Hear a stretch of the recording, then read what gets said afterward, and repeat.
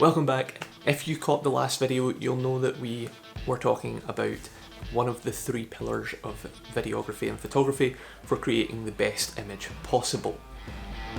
Now, if you haven't seen that, you can catch the video on ISO up here or here. I can't remember which side the link will appear, but it will be up in one of those corners. So the second pillar in the three pillars is shutter speed. Much like ISO, shutter speed controls the brightness of your image. However, it is also responsible for creating dramatic effects such as motion blur within your image or freezing an action in pinpoint clarity. In very general terms, shutter speed is the speed at which your shutter will open and then close the sensor to the light that is entering your lens, therefore creating the exposure that you're looking for. Often this will appear on the top of your camera as 1/50, 1/100, 1/800, 1/2000. It all depends on what the look is that you're going for. Now, within photography, you can push this number as much as you want. If you're going for fast action pieces where you want the pinpoint clarity, you'll want to crank that shutter speed as high as possible, whilst maintaining your exposure levels nicely. In general terms, the lower the shutter speed, the more motion blur you're going to get.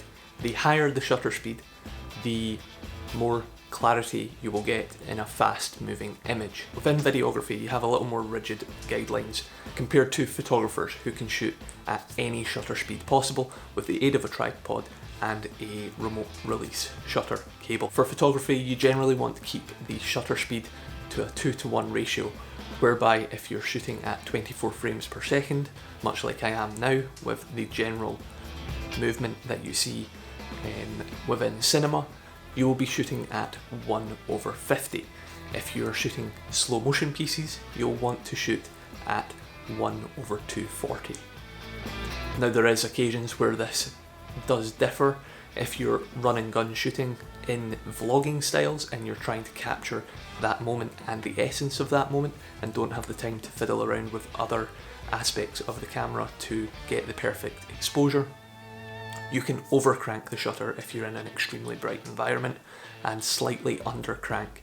You have a lot more leeway over cranking compared to under cranking the shutter speed.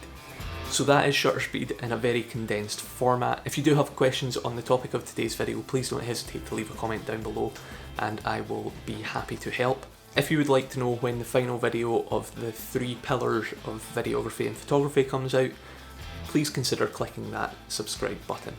Thanks again for watching. If you don't know me, I'm Craig, a videographer from Scotland, and I will catch you in the next one. Cheers.